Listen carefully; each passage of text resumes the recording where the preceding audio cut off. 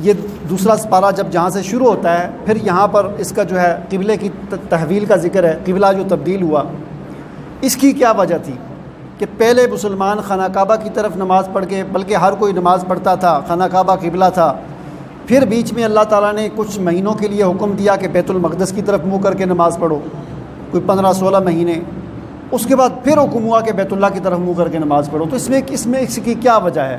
اس کی وجہ اللہ تعالیٰ نے یہاں پر یہ بیان کی۔ اس کی وجہ یہ ہے کہ اللہ تعالیٰ یہ دیکھنا چاہتا ہے کہ کون رسول اللہ صلی اللہ علیہ وسلم کی اطاعت کرتا ہے اور کون اپنی خواہش پر چلتا ہے۔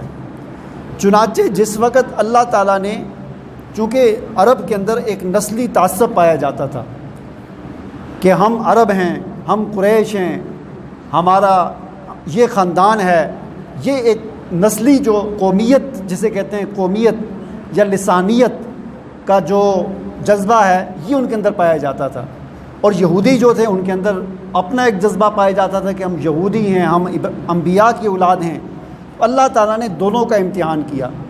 پہلا امتحان عربوں کا کیا کہ اللہ تعالیٰ نے حکم دیا کہ تم نے آج کے بعد تمہارا قبلہ بیت المقدس ہے، خانہ کعبہ نہیں ہے۔ اب دیکھا جا رہا ہے کہ کون رسول اللہ صلی اللہ علیہ وسلم کے اس حکم کی تعمیل کرتا ہے۔ تو جنہوں نے رسول اللہ صلی اللہ علیہ وسلم کے اس حکم کی تعمیل کی تو گویا کہ وہ اللہ اور اس کے رسول کے اطاعت کرنے والے ہیں، وہ کسی قومیت اور لسانیت کا شکار نہیں ہیں۔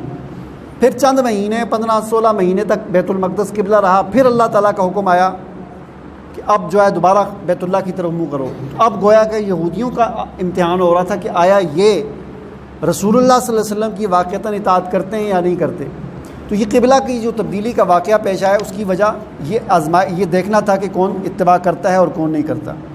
اس کے بعد سورہ بقرہ کا 19واں رکوع شروع ہوتا ہے۔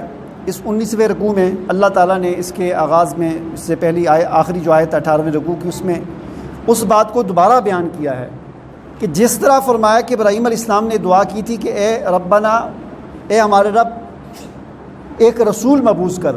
اب یہاں پر اللہ تعالیٰ فرما رہے ہیں کہ کما ارسلنا فیکم رسولا منکم یتلو علیکم آیاتنا ویزکیکم ویعلمکم الکتاب والحکمہ۔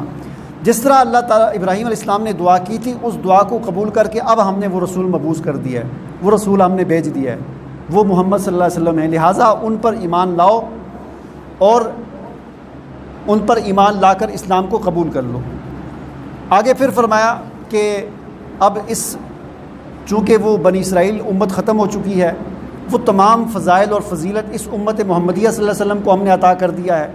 اور امامت کا جو منصب ہے، خلافت کا جو منصب اس سے پہلے ہزاروں سال سے بنی اسرائیل کے پاس تھا، وہ اب ختم ہو گیا ہے۔ اب حضور نبی کریم صلی اللہ علیہ وسلم کی امت اس دنیا میں امامت اور خلافت کے منصب پر قائم ہے، اور وہ دین کو قائم کرنے کی جو ذمہ داری ہے وہ اب اس امت پر ہے، مسلمانوں پر ہے کہ وہ اللہ کے دین کو قائم کریں، خود بھی اس پر چلیں، عمل کریں اور اس کو قائم کرنے کی بھی کوشش کریں۔ یہ جو ذمہ داری ہے، اس ذمہ داری کو پورا کرتے ہوئے تمہارے راستے میں مشکلات آئیں گی، لہٰذا ان مشکلات کا مقابلہ کرنے کے لیے 2 ہتھیار ہیں تمہارے پاس۔ وہ کیا ہیں؟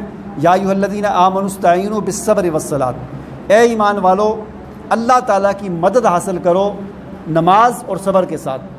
یہ 2 چیزیں ہیں، نماز اور صبر کے ساتھ اللہ تعالیٰ کی مدد حاصل کرو۔ اللہ کی مدد آتی ہی صبر کے ساتھ اور نماز کے ساتھ ہے۔ یہ 2 کام کرو گے تو تمہیں اللہ کی مدد حاصل ہوگی اور تمہیں دنیا میں کامیابیاں ملیں گی۔ اس کے بعد پھر